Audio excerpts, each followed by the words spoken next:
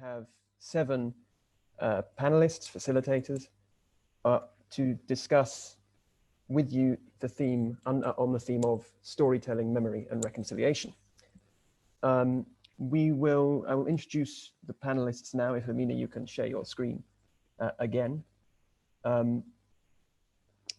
Each of these panelists, after a brief introduction to storytelling and memory, each of these panelists will take their own breakout room, and you'll be there for 45, 50 minutes to go through an activity that they have prepared on a different methodology of storytelling, a different way to approach this as a concept.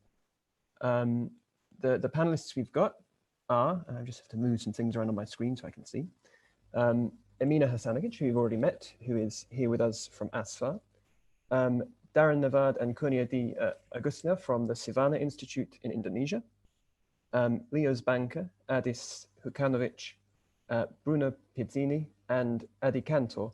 And Adi will be introducing the concept for us with a presentation that she has prepared before we go into the breakout rooms. So Adi, is it possible that you can perhaps share your screen and take us through your presentation? Yes, of course. Hello, everybody. I hope that you're all able to hear me. Yes? Yes. Okay, great. So welcome everybody to the second panel, Memory, Reconciliation, and Storytelling. My name is Adi Kantor. I'm a research associate in the Institute for National Security Studies, speaking to you from Tel Aviv today, and also a PhD candidate at the Haifa University, specializing on storytelling, trauma, especially in the German non-Jewish sphere after 1945, after World War II. I will shortly give you a short introduction about really the art of storytelling, and right after I finish, it will be just for a few minutes, we're going to divide you all into breakout sessions, in which we will be able to go more in depth concerning the topics that we will talk about. So let me first share my screen so you'll be able to see. Okay. Are you all able to see? Just let me just make my screen a bit bigger. Can you all see this? Okay, very good. Okay, so allow me to take the next, it will be rather short because I would really like us to have more the discussion inside the breakout sessions, but really a short introduction about the art of storytelling. What do we talk about when we talk about storytelling, and what kind of context can we give it when we discuss reconciliation, conflict management, conflict resolution in all of your areas, actually all over the world. So let us dive right in. Just a minute. Okay, so John W. Criswell, one of the very important researchers when it comes to qualitative studies and who wrote a lot about storytelling, says in his book, people live storied lives. The stories we tell, the stories we experience shape our lives, shape our identity, and shape also the way we not only see ourselves, but only the way we see the people in front of us, the others, so to say. So we live storied lives, and we will see more and more how it comes to life. You will see it also in the breakout sessions. What is actually the role of a story? Why do we tell stories? Why do we like to hear stories? So it's not only me, I think also very well-known researchers have said that really we tell stories in order to construct and also reconstruct. It's always a journey of constructing and reconstructing our identities. And when we hear stories, we not only hear the story that is being told, we also always have the resonance of our own story, of our own life story. Anas Nino, one of the really greatest authors, said, we don't, wait, I'm not able to see, just a minute.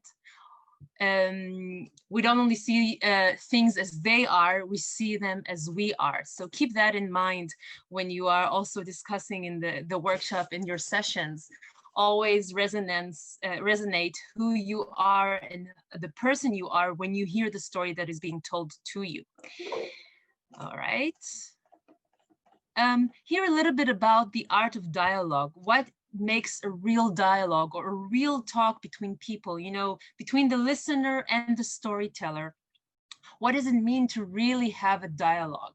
And, you know, I'm really giving you, questions that you can really ask yourselves during the workshops. When I meet the other, who do I really meet? You know, when we hear stories, we meet ourselves, and really to have a real dialogue is actually to manage somehow, even when we don't agree, to manage somehow to create empathy between the two sides, even in situations where we have conflict. This is a very, very big challenge. And in some of the dialogues we encounter these kind of situations. We always have to ask ourselves, who do we meet when we meet the other, and who does the other meet when he meets us, he or she meets us? What about the goal? I mean, why to use storytelling? Storytelling actually as a tool. What we would like to create today together with you in the breakout session is really to use the storytelling as a tool in conversations, in dialogues, when referring to the other, when you come and encounter others in your spheres of life. Always ask, what is the goal of the person who's telling you his or her story?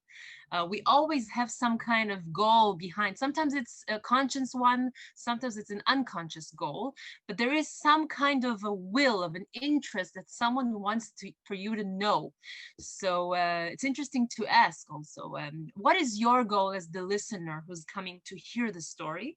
And what is the goal of the storyteller? What does it mean to really listen? This is another interesting question that I would like you to have in mind during the workshops. Are we interested when we are as listeners, when we are hearing stories or stories of people, life stories?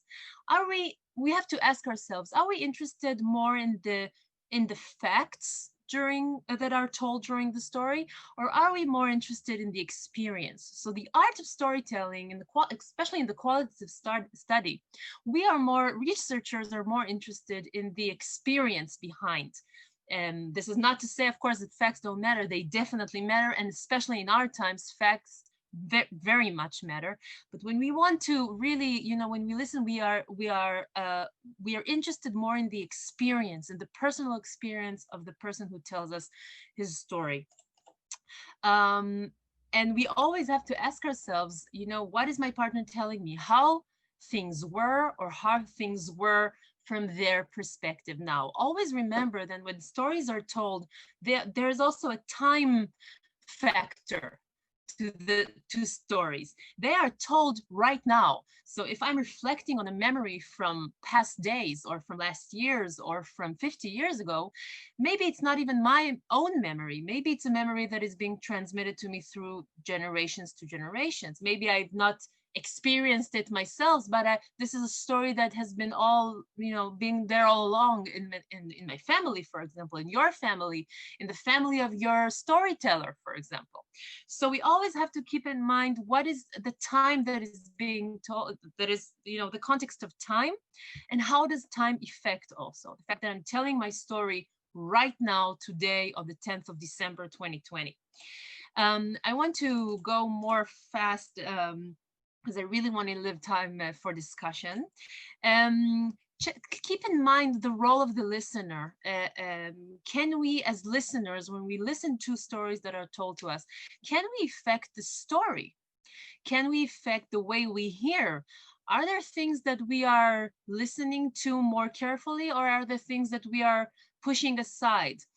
We need to be aware of that. You guys, if you want to take the storytelling as as a tool, as an art of work, you will need to have to ask yourselves, what did I just listen to, and what did I not hear? The fact that we didn't hear something doesn't mean that it wasn't said or told, which is a very interesting situation. Another thing that is important in the art of storytelling is, of course, finding a meaning to the story. Meaning to the story. Wait, I want to go back a little bit to the previous slide. What gives a meaning to a story? Of course, the experience. We need to ask ourselves what makes a meaning to the storyteller itself, and also what kind of meaning am I constructing as, for example, an interviewer, if I'm interviewing people and I'm hearing their life story, or if I'm in the middle of a dialogue and I'm trying to resolve some kind of conflict. What will give a meaning to my partner, and what will give a meaning to me through this story? What does this story actually mean to me in my life, or to you in your lives, and to our identity as young people today? So these are very important questions to ask. Mind also the differences between historical truth and narrative truth. And I put here a photo of glasses, because it's all about the way we see the situation, we see reality. Always remember that we may aspire to be objective when we listen to stories, but we are never objective. We come with our own story, we come with our own glasses, and the challenge will be to change the way we look. If we're able, and this makes maybe a good dialogue, if we're able to change the way we look at reality, or to change bits and pieces in the story, that we can create more compassion and more empathy between conflicting sides. I mean, in a good dialogue, it's not a challenge if there are not conflicting sides. We're talking all the time how to resolve situations of conflict. Okay, let me rush a bit through. Okay, we talked about this.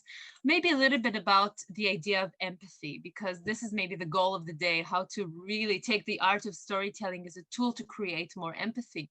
So what is empathy? What do we try to achieve in a dialogue, in conflict resolution?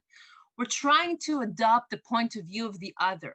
We can adopt the point of view of the other without actually agreeing to it. We don't have to agree, but first of all, we have to ask ourselves, are we really able to put ourselves in the shoes of the other?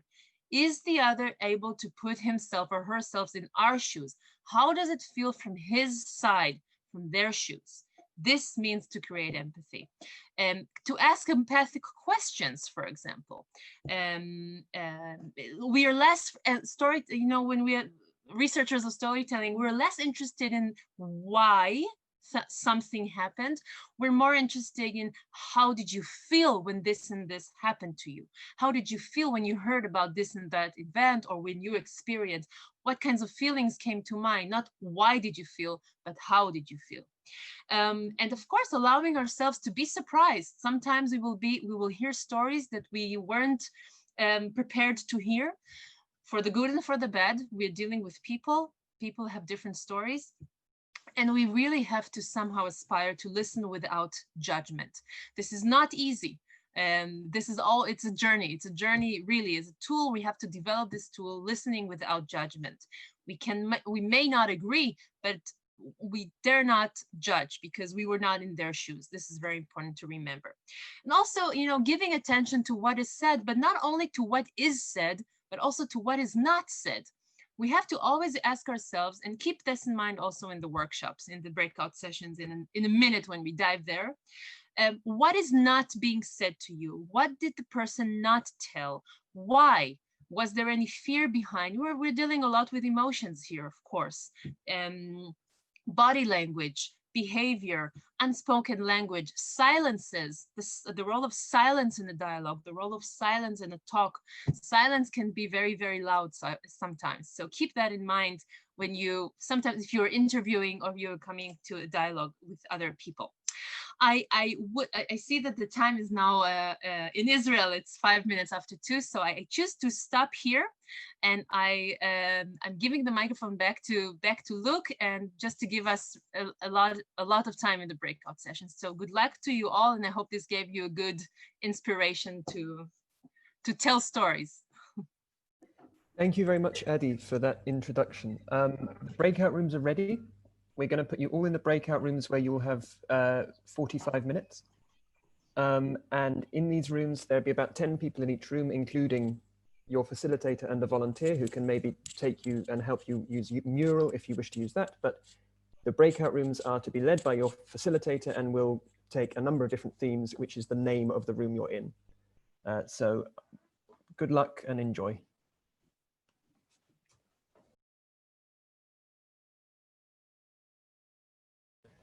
Welcome back, everyone.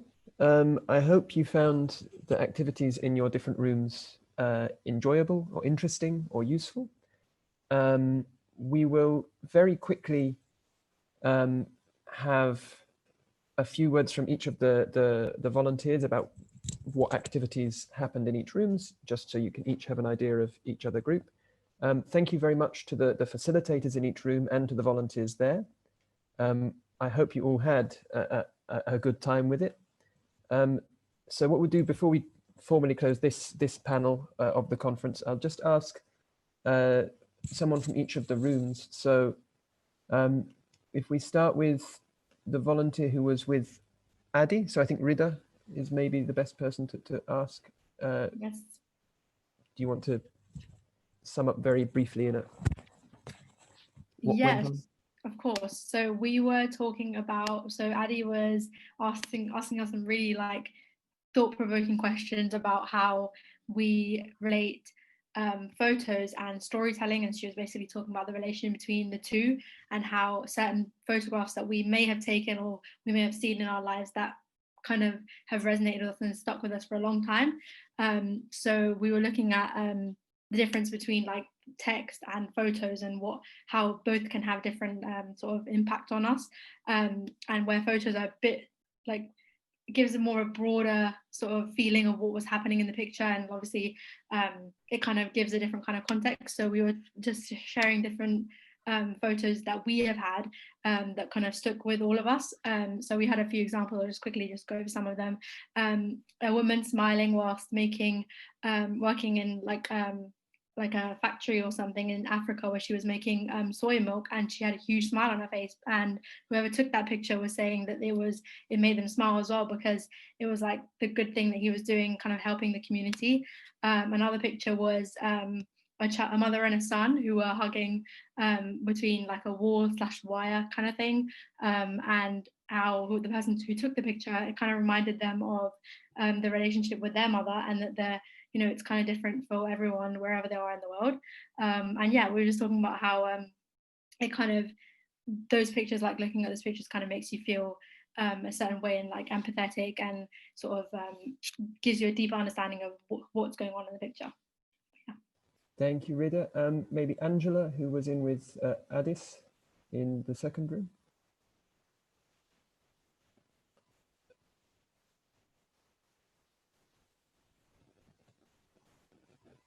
We got Angela.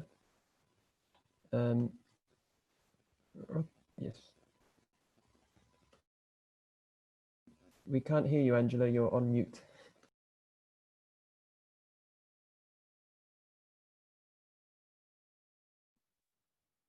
Can you hear me now? Yes. Okay.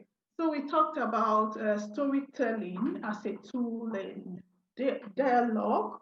He talked about Bosnia. Adis talked about Bosnia, his home country.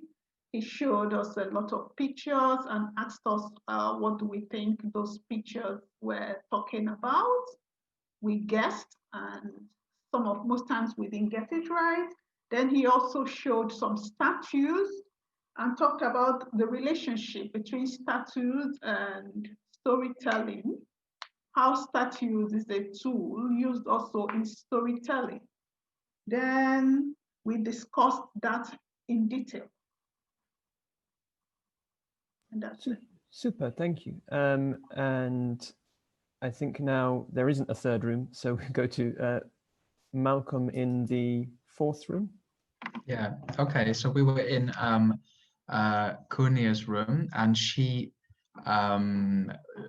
introduced herself as a bard, like a storyteller of hero stories, and she had us talk about our favorite hero stories, and we talked a lot about how memory works, like how do we remember a story, and this idea that there are some qualities that all the great mythical stories have that everybody can remember, because we remember the patterns, just like we remember the patterns of where we're going from the supermarket to our house or something like that.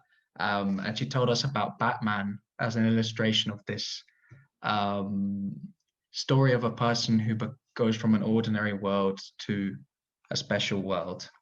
And then we did an exercise where we had to imagine everything we did the day before and try to do it in an order. We also tried to memorize a list of words, and I believe Emam in our group memorized 11 of the 12 of them because he had a story in his head for memorizing them or something like that. And then we finished by telling a story using a list of words that she had provided for us from the moment we first heard about the conference up to now. We had to tell that whole narrative, and then one of our participants, Enrique, told his wonderful story about traveling as a poet to New York and then appearing back in his memory and coming here today. And it was a lot of fun. It was great. So thank you to her. I'm glad to hear it. And then maybe Jade from the fifth group. Yep, so our group was led by Darren, and the main question was how to hack your brain with stories and why it's important. So initially, Darren began with telling us about how when he was a child, he would often run off, and his mum tried multiple ways of getting him to stay and not dangerously run off. And eventually, the way that she managed to do this was by creating a story about a beast. And if he ran away, then the beast would attack him. So then we moved on to kind of biology and how memories are like strong pathways between different memories and in our heads. And we had an activity where we had to try and memorize objects in order. And kind of similar to Malcolm, we then use the loci method of memory, where we created a story and in our everyday routine. So we had like a toothpick, lots of different objects, and how we remember them meant that we could remember them a lot better. So why it was so important is that using the example of Anne Frank and her diary, seeing other people's memories helps us to understand their stories that we may not be able to experience ourselves, and realize that we're all humans, and that stories can change behaviors. For example, Darren stopped running away as a child because of a story, and that was more effective than like bribery with chocolate or saying it. So it was really interesting, and thank you very much, Darren. Thank you, Jade. Now I think we hear from Alex, who was in Amina's room. Yeah, hi, that's me. Yeah, so what we had here is this diversity wheel. So we were talking about diversity and the differences between people. And so we were kind of splitting things out between internal dimension, external dimension, and organizational dimension. So sort of things we control, things that we sort of control, and things that other people have around us, and then tasked with giving up information about ourselves. And it was interesting that the information that we gave up was all fairly similar, as in the areas that it ticked. So we all gave up our geographic location, our ages, whereas certain things like sexual orientation, personal habits, income were deemed sort of more personal and private. And so there was a discussion as to whether the information we give up, is that the information that people want to hear?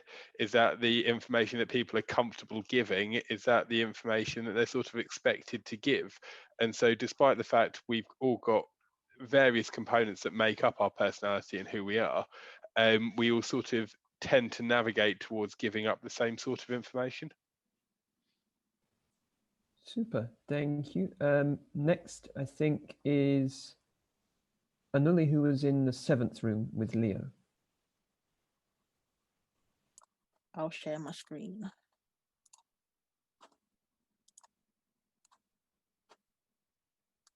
So we spoke about like the differences between history and a story, and like some things that came up was like history is, it pinpoints a turning point, involves feelings, it's a story attached to a fact, and it can cause and affect like that change, it causes changes in society, whereas we thought stories were like to connect and engage people, create feelings, they're relatable and have a structure. We also kind of spoke a bit about like the hero's journey and like what's at stake, what will happen if the hero doesn't get what they want, and how engaged the audience are depending on the route the story takes. And we did like a few activities of like a story structure, and I'll just read out a story that we came up with, the group came up with based on that structure. The theme was love, and it was based off these shoes you can see here.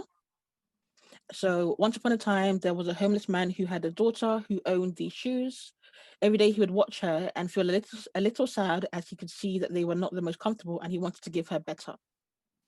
One day he came across a rich woman who doesn't have a daughter. Because of that, he asked her to help them and present her daughter with a pair of new shoes. Because of this, his daughter was very happy, and that day they had a great meal on their table. And finally, the rich woman didn't ask what they can do for her, until finally the rich woman realized she fell in love with that man and his daughter, and ever since then they lived happily in a huge castle. The conversation continued a bit more with like Leo speaking a bit more about stories and how they work. And something that stuck with me was what he said about the more we tell stories, the more vulnerable people become, and the more like you learn about people. And he also mentioned different types of stories, for example, like tragedies, comedies, and irony. Yep. Super. Thank you. And then the final room was the 8th room with Bruno, and I think Angela was the volunteer in that room. Yes, and if you keep your screen, you can see a bit of room 8 there and what we're uploading.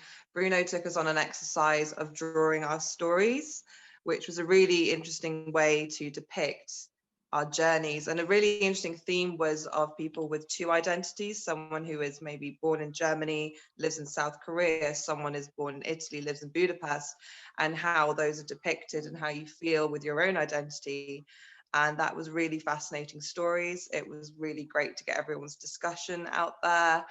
And it takes some time. It's a bit nervous to be able to show your drawings. People feel very like, oh, you know, I can't draw very well. But I was really impressed how brave everyone was to share their stories. And it isn't the quality of the drawing, it's the stories that you show. So thank you so much to everyone in Room 8. We had a really fascinating and moving discussion.